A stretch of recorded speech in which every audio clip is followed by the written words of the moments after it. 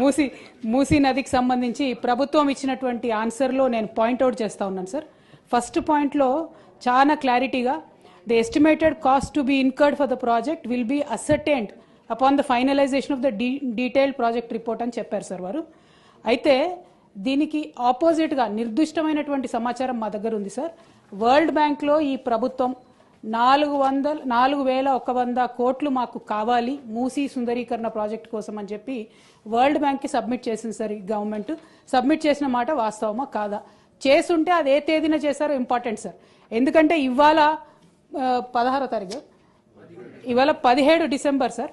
17 డిసెంబర్లో హౌస్లో మనకిచ్చిన సమాధానం డిపిఆర్ ప్రిపేర్ కాలేదని సార్. మరి వీళ్ళు వరల్డ్ బ్యాంక్లో డిపిఆర్ ప్రిపేర్ కాకుండా 4,100 కోట్ల లోన్ కావాలని ఎప్పుడు అడిగారు? ఆ డేట్స్ ఏంటి దయచేసి ప్రభుత్వం క్రిస్టల్ క్లియర్గా ప్రజలకు చెప్పాల్సినటువంటి అవసరం ఉంది సార్.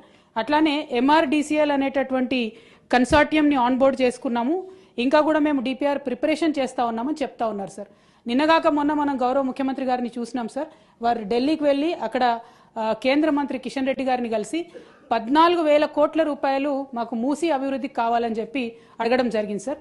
మరి అది ఏ ప్రాతిపదికన అడిగినారు? మీకు డిపిఆర్ లేకపోతే మూసీ దగ్గర మీరు 14,000 కోట్లు ఏం ప్రాజెక్టుల కోసం అడిగినరు, ఎందుకోసం అడిగినరు? మరి ఒకవేళ అవి రెండు వాస్తవం అయితే సీఎం గారు 14,000 కోట్లు అడగడం, అట్లానే వరల్డ్ బ్యాంకుకి మీరు అడగడం వాస్తవం అయితే మరి ఇక్కడ మమ్మల్ని తప్పుదోవ పట్టిస్తున్నారా? సభ సాక్షిగా మీరు తప్పుడు సమాచారం ప్రజలకు సభ్యులకు ఇస్తున్నారా? ఇట్లా ఇచ్చినట్టయితే అధ్యక్ష మేము మా పార్టీలో కూడా డిస్కషన్ చేసుకుంటాం అధ్యక్ష. ప్రివిలేజ్ మోషన్ కూడా అవసరమైతే ఆలోచన చేసి మూవ్ చేస్తాం అధ్యక్ష. ఎందుకంటే సభను తప్పుదారి పట్టించడం నిజంగా దారుణం అధ్యక్ష. ఇంకా వీరు ఇచ్చినటువంటి ఆన్సర్స్లో మీరు చూస్తే గమనిస్తే అధ్యక్ష, ఓన్లీ 309 కుటుంబాలు వాళ్ళు రివర్ బెడ్ ఏరియాలో ఉన్నారు కాబట్టి వాళ్ళంతటా వాళ్ళు ఖాళీ చేసి వెళ్ళిపోయారని చెప్పారు అధ్యక్ష. అది డెఫినెట్గా వీడియోలు హృదయ విదారకమైనటువంటి వీడియోలు చూసిన వాళ్ళు అవాస్తవం అని అంటారు అధ్యక్ష. But because in the house you are committing sir that you have given for 309 families have given consent.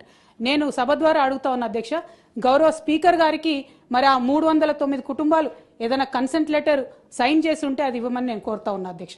ఎందుకంటే కింద ఇంకొకటి వారు ఏం చెప్పారు, 181 కుటుంబాలు తమంతట తామే వారి ఇళ్లను కూల్చుకొని వెళ్ళిపోయారని చెప్పారు అధ్యక్ష. ఇది వినడానికి కూడా దారుణంగా చాలా హాస్యాస్పదంగా ఉంది అధ్యక్ష.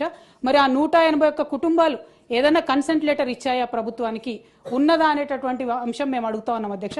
ఎందుకంటే ప్రజల్లోకి వెళ్ళినప్పుడు మూసీ పరివాహక ప్రాంతంలో పర్యటన చేసినప్పుడు మరి అక్కడ బుల్డోజర్లు రావడం, కూల్చడం, హృదయ విదారకమైనటువంటి సన్నివేశాలు అందరం కూడా గమనించినాం అధ్యక్ష. మరి అవేమీ మెన్షన్ చేయకుండా ఈ 300 కుటుంబాల గురించే ప్రభుత్వం చెప్తా ఉంది కాబట్టి వారేమన్నా కన్సెంట్ ఫామ్ ఇస్తే మీ ద్వారా ఇవ్వవలసిందిగా నేను కోరుతా ఉన్నాను అధ్యక్ష. అల్టిమేట్గా మానవీయ కోణంలో ఆలోచించాలి అధ్యక్ష. ఏ పేదవాడైనా గొప్పవాడైనా ఎవరికైనా ఒక సొంత ఇల్లు ఉండాలని ఉంటుంది అధ్యక్ష. ఇవాళ వీళ్ళు కూలగొట్టినటువంటి ఇల్లు అధ్యక్ష, మరి ఈఎంఐలు ఎవరు కడతారని ఏడుస్తున్నటువంటి పరిస్థితి ఉంది అధ్యక్ష. ఆ విషయంలో ఏమైనా ప్రభుత్వం ఆలోచన చేసిందా? మరి కూలగొట్టిన ఇళ్లకు ఈఎంఐ ప్రభుత్వం కడుతుందా? ఈ 3 అంశాల మీద స్పష్టత ఇవ్వాల్సిందిగా కోరుతా ఉన్నాను అధ్యక్ష.